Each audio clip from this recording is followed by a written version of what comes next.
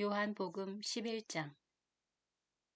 어떤 이가 병을 앓고 있었는데 그는 마리아와 그 언니 마르타가 사는 베타냐 마을의 라자로였다. 마리아는 주님께 향유를 붓고 자기 머리카락으로 그분의 발을 닦아드린 여자인데 그의 오빠 라자로가 병을 앓고 있었던 것이다. 그리하여 그 자매가 예수님께 사람을 보내어 주님께서 사랑하시는 이가 병을 앓고 있습니다 하고 말하였다. 예수님께서 그 말을 듣고 이르셨다. 그 병은 죽을 병이 아니라 오히려 하느님의 영광을 위한 것이다. 그 병으로 말미암아 하느님의 아들이 영광스럽게 될 것이다. 예수님께서는 마르타와 그 여동생과 라자로를 사랑하셨다. 그러나 라자로가 병을 앓고 있다는 말을 들으시고도 계시던 곳에 이틀을 더 머무르셨다. 예수님께서는 그런 뒤에야 제자들에게 다시 유다로 가자 하고 말씀하셨다. 제자들이 예수님께 스승님, 바로 얼마 전에 유다인들이 스승님께 돌을 던지려고 하였는데 다시 그리로 가시렵니까 하자 예수님께서 대답하셨다. 낮은 12시간이나 되지 않느냐. 사람이 낮에 걸어다니면 이 세상의 빛을 보므로 어디에 걸려 넘어지지 않는다. 그러나 밤에 걸어다니면 그 사람 안에 빛이 없으므로 걸려 넘어진다. 이렇게 말씀하신 다음에 이어서 우리의 친구 라자로가 잠들었다. 내가 가서 그를 깨우겠다 하고 그들에게 말씀하셨다. 그러자 제자들이 예수님께 주님, 그가 잠들었다면 곧 일어나겠지요 하였다. 예수님께서는 라자로가 죽었다고 하셨는데 제자들은 그냥 잠을 잔다고 말씀하시는 것으로 생각하였다. 그제야 예수님께서 그들에게 분명히 이르셨다. 라자로는 죽었다. 내가 거기에 없었으므로 너희가 믿게 될 터이니 나는 너희 때문에 기쁘다. 이제 라자로에게 가자.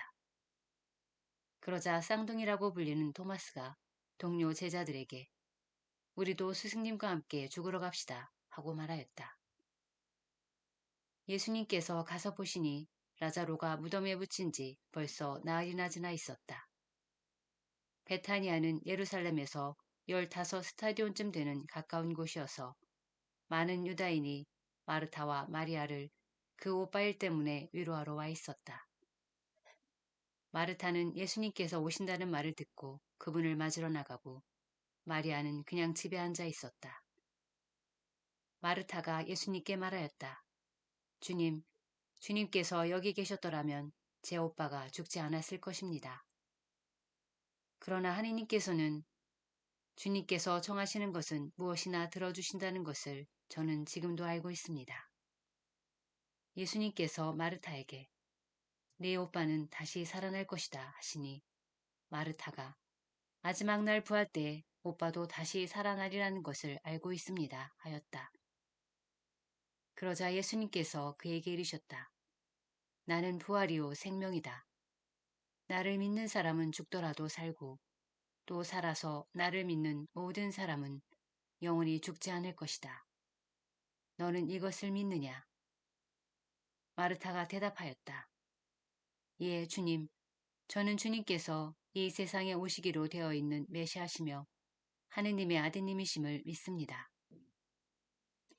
이렇게 말하고 나서 마르타는 돌아가 자기 동생 마리아를 불러 스승님께서 오셨는데 너를 부르신다 하고 가만히 말하였다. 마리아는 이 말을 듣고 얼른 일어나 예수님께 갔다. 예수님께서는 마을로 들어가지 않으시고 마르타가 당신을 맞으러 나왔던 곳에 그냥 계셨다. 마리아와 함께 집에 있으면서 그를 위로하던 유다인들은 마리아가 급히 일어나 나가는 것을 보고 그를 따랐다. 무덤에 가서 울려는 줄 알았던 것이다. 마리아는 예수님께서 계신 곳으로 가서 그분을 뵙고 그 발 앞에 엎드려 주님, 주님께서 여기 계셨더라면 제 오빠가 죽지 않았을 것입니다 하고 말하였다. 마리아도 울고 또 그와 함께 온 유다인들도 우는 것을 보신 예수님께서는 마음이 복받치고 산란해지셨다. 예수님께서 그를 어디에 묻었느냐 하고 물으시니 그들이 주님 와서 보십시오 하고 대답하였다. 예수님께서는 눈물을 흘리셨다. 그러자 유다인들이 보시오, 저분이 라자로를 얼마나 사랑하셨는지 하고 말하였다. 그러나 그들 가운데 몇몇은 눈먼 사람의 눈을 뜨게 해주신 저분이 이 사람을 죽지 않게 해주실 수는 없었는가 하였다. 예수님께서는 다시 속이 북받치시어 무덤으로 가셨다.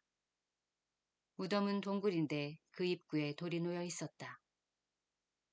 예수님께서 돌을 치워라 하시니 죽은 사람의 누이 마르타가 주님, 죽은 지 나흘이나 되어 벌써 냄새가 납니다 하였다. 예수님께서 마르타에게 말씀하셨다. 네가 믿으면 하느님의 영광을 보리라고 내가 말하지 않았느냐. 그러자 사람들이 돌을 치웠다. 예수님께서는 하늘을 우러러보시며 말씀하셨다. 아버지, 제 말씀을 들어주셨으니 아버지께 감사드립니다. 아버지께서 언제나 제 말씀을 들어주신다는 것을 저는 알고 있습니다. 그러나 이렇게 말씀드린 것은 여기 둘러선 군중이 아버지께서 저를 보내셨다는 것을 믿게 하려는 것입니다. 예수님께서는 이렇게 말씀하시고 나서 큰 소리로 외치셨다. 라자로야, 이리 나와라. 그러자 죽었던 이가 손과 발은 천으로 감기고 얼굴은 수건으로 감싸인 채 나왔다. 예수님께서 사람들에게 그를 풀어주어 걸어가게 하여라 하고 말씀하셨다. 마리아에게 갔다가 예수님께서 하신 일을 본 유다인들 가운데에서 많은 사람이 예수님을 믿게 되었다. 그러나 그들 가운데 몇 사람은 바리사이들에게 가서 예수님께서 하신 일을 알렸다. 그리하여 수석 사제들과 바리사이들이 의회를 소집하고 이렇게 말하였다. 저 사람이 저렇게 많은 표징을 일으키고 있으니 우리가 어떻게 하면 좋겠소. 저자를 그대로 내버려 두면 모두 그를 믿을 것이고 또 로마인들이 와서 우리의 이 거룩한 곳과 우리 민족을 짓밟고 말 것이요. 그들 가운데 한 사람으로서 그 해의 대사제인 카야파가 말하였다. 여러분은 아무것도 모르는군요. 온 민족이 멸망하는 것보다 한 사람이 백성을 위하여 죽는 것이 여러분에게 더 낫다는 사실을 여러분은 헤아리지 못하고 있소. 이 말은 카야파가 자기 생각으로 한 것이 아니라 그 해의 대사제로서 예언한 셈이다. 곧 예수님께서 민족을 위하여 돌아가시리라는 것과 이 민족만이 아니라 흩어져 있는 하느님의 자녀들을 하나로 모으시려고 돌아가시리라는 것이다. 이렇게 하여 그날 그들은 예수님을 죽이기로 결의하였다. 그래서 예수님께서는 더 이상 유다인들 가운데로 드러나게 다니지 않으시고 그곳을 떠나 광야에 가까운 고장에 에프라임이라는 고을에 가시어 제자들과 함께 그곳에 머무르셨다. 유다인들의 파스카 축제가 가까워지자 많은 사람이 자신을 정결하게 하려고 파스카 축제 전에 시골에서 예루살렘으로 올라갔다. 그들은 예수님을 찾다가 성전 안에 모여서서 서로 말하였다. 여러분은 어떻게 생각하시오? 그가 축제를 지내러 오지 않겠소? 수석 사제들과 바리사이들은 예수님을 잡으려고 누구든지 예수님께서 계신 곳을 알면 신고하라는 명령을 내려두었다. 요한복음 12장. 예수님께서는 파스카 축제 엿새 전에 베타니아로 가셨다. 그곳에는 예수님께서 죽은 이들 가운데에서 다시 일으키신 라자로가 살고 있었다. 거기에서 예수님을 위한 잔치가 베풀어졌는데 마르타는 시중을 들고 라자로는 예수님과 더불어 식탁에 앉은 이들 가운데 끼어 있었다. 그런데 마리아가 비싼 순 나르드 향유 한 리트라를 가져와서 예수님의 발에 붓고 자기 머리카락으로 그 발을 닦아드렸다. 그러자 온 집안에 향유 냄새가 가득하였다. 제자들 가운데 하나로서 나중에 예수님을 팔아넘길 유다 이스카리옷이 말하였다. 어찌하여 저 향유를 300데나리온에 팔아 가난한 이들에게 나누어 주지 않는가? 그가 이렇게 말한 것은 가난한 이들에게 관심이 있어서가 아니라 도둑이었기 때문이다. 그는 돈주머니를 막고 있으면서 거기에 든 돈을 가로채곤 하였다. 예수님께서 이르셨다. 이 여자를 그냥 놔두어라. 그리하여 내 장례날을 위하여 이 기름을 간직하게 하여라. 사실 가난한 이들은 늘 너희 곁에 있지만 나는 늘 너희 곁에 있지는 않을 것이다. 예수님께서 그곳에 계시다는 것을 알고 많은 유다인들의 무리가 몰려왔다. 예수님 때문만이 아니라 그분께서 죽은 이들 가운데에서 다시 일으키신 라자로를 보려는 것이었다. 그리하여 수석 사제들은 라자로도 죽이기로 결의하였다. 라자로 때문에 많은 유다인이 떨어져 나가 예수님을 믿었기 때문이다. 이튿날 축제를 지내러 온 많은 군중이 예수님께서 예루살렘에 오신다는 말을 듣고서 종려나무 가지를 들고 그분을 맞으러 나가 이렇게 외쳤다. 호산나, 주님의 이름으로 오시는 분은 복되시어라. 이스라엘의 임금님은 복되시어라. 예수님께서는 나귀를 보시고 그 위에 올라앉으셨다. 이는 성경에 기록된 그대로였다. 딸 시온아 두려워하지 마라. 보라 너의 임금이 오신다. 어린 나귀를 타고 오신다. 제자들은 처음에 이 일을 깨닫지 못하였다. 그러나 예수님께서 영광스럽게 되신 뒤에 이 일이 예수님을 두고 성경에 기록되고 또 사람들이 그분께 그대로 해드렸다는 것을 기억하게 되었다. 그리고 예수님께서 라자루를 무덤에서 불러내시어 죽은 이들 가운데에서 다시 일으키실 때 그분과 함께 있던 군중이 그 일을 줄곧 증언하였다. 군중이 이렇게 예수님을 맞으러 나온 것은 그분께서 그 표징을 일으키셨다는 말을 들었기 때문이다. 그러자 바리사이들이 서로 말하였다. 이제 다 글렀소. 보시오.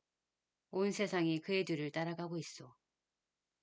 축제 때 예배를 드리러 올라온 이들 가운데 그리스 사람도 몇 명 있었다. 그들은 갈릴레아의 베사이다 출신 빌립보에게 다가가 선생님, 예수님을 뵙고 싶습니다 하고 청하였다. 빌립보가 안드레에게 가서 말하고 안드레아와 빌립보가 예수님께 가서 말씀드리자 예수님께서 그들에게 대답하셨다. 사람의 아들이 영광스럽게 될 때가 왔다.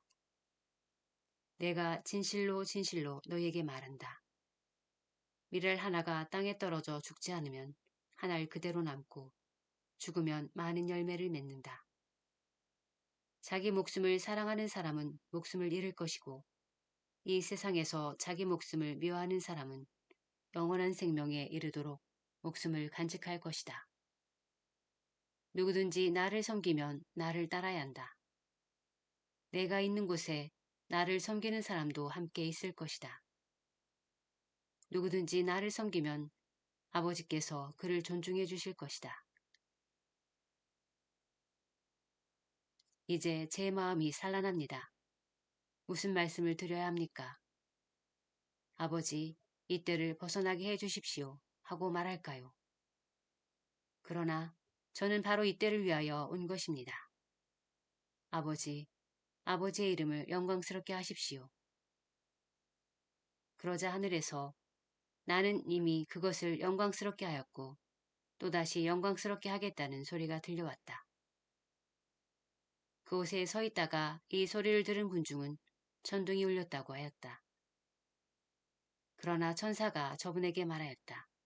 하는 이들도 있었다. 예수님께서 이르셨다. 그 소리는 내가 아니라 너희를 위하여 내린 것이다. 이제 이 세상은 심판을 받는다. 이제 이 세상의 우두머리가 밖으로 쫓겨날 것이다. 나는 땅에서 들어 올려지면 모든 사람을 나에게 이끌어들일 것이다. 예수님께서는 이 말씀으로 당신께서 어떻게 죽임을 당하실 것인지 가르치신 것이다. 그때 군중이 예수님께 말하였다. 우리는 율법에서 메시아는 영원히 사실 것이라고 들었는데 어떻게 선생님은 사람의 아들이 들어 올려져야 한다고 말씀하십니까? 그 사람의 아들이 누구입니까? 그러자 예수님께서 그들에게 이르셨다. 빛이 너희 가운데 있는 것은 잠시뿐이다. 빛이 너희 곁에 있는 동안에 걸어가거라. 그래서 어둠이 너희를 덮치지 못하게 하여라. 어둠 속을 걸어가는 사람은 자기가 어디로 가는지 모른다. 빛이 너희 곁에 있는 동안에 그 빛을 믿어 빛의 자녀가 되어라. 예수님께서는 이렇게 말씀하시고 나서 그들을 떠나 몸을 숨기셨다. 예수님께서는 그들 앞에서 그토록 많은 표징을 일으키셨지만 그들은 그분을 믿지 않았다. 이는 이사야 예언자가 한 말을 이루시려고 그리 된 것이다. 주님, 저희가 전한 말을 누가 믿었습니까? 주님의 권능이 누구에게 드러났습니까? 그들이 믿을 수 없었던 까닭은 이사야는 또 이렇게 말하였다. 주님이 그들의 눈을 멀게 하고 그들의 마음을 무디게 하였다. 이는 그들이 눈으로 보고 마음으로 깨닫고서는 돌아와 내가 그들을 고쳐주는 일이 없게 하려는 것이다. 이사야가 이렇게 말한 것은 그가 예수님의 영광을 보았기 때문이다. 그는 그분에 관하여 이야기한 것이다. 사실 지도자들 가운데에도 많은 사람이 예수님을 믿었지만 바리사이들 때문에 회당에서 내쫓길까 두려워 그것을 고백하지 못하였다. 그들이 하느님에게서 받는 영광보다 사람에게서 받는 영광을 더 사랑하였기 때문이다. 예수님께서 큰 소리로 말씀하셨다.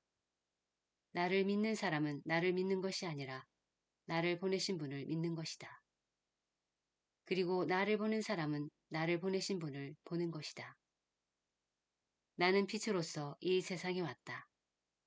나를 믿는 사람은 누구나 어둠 속에 머무르지 않게 하려는 것이다. 누가 내 말을 듣고 그것을 지키지 않는다 하여도 나는 그를 심판하지 않는다. 나는 세상을 심판하러 온 것이 아니라 세상을 구원하러 왔기 때문이다. 나를 물리치고 내 말을 받아들이지 않는 자를 심판하는 것이 따로 있다. 내가 한 바로 그 말이다. 내가 한 바로 그 말이 마지막 날에 그를 심판할 것이다. 내가 스스로 말하지 않고 나를 보내신 아버지께서 무엇을 말하고 무엇을 이야기할 것인지 친히 나에게 명령하셨기 때문이다. 나는 그분의 명령이 영원한 생명임을 안다. 그래서 내가 하는 말은 아버지께서 나에게 말씀하신 그대로 하는 말이다.